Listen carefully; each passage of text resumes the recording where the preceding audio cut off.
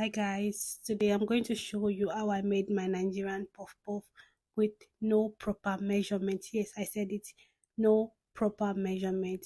So the inspiration behind this video is that I've been craving for puff puff for a while, and there's this woman in my area back in Nigeria that I usually buy puff puff from. Like, it's a routine for us, like Africans, to always like buy and eat puff puff on Saturday, on Sunday morning, especially when you are washing clothes.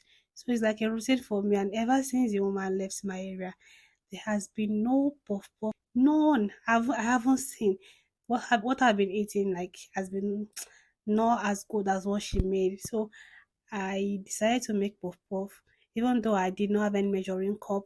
So I'm like, okay, I can improvise. So I got my mug cup and I began to make the puff puff.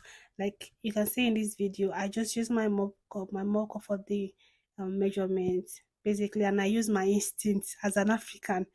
So I had everything all mixed together, and now I just put the mixture in my oven for 45 minutes. So you want to make sure that you let it stay for 45 minutes.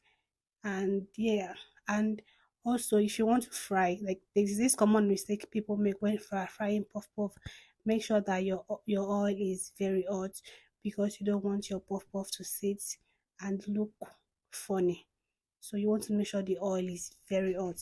And now look at the beauty, look at it, it's really nice, and I'm telling you, it tastes really good too.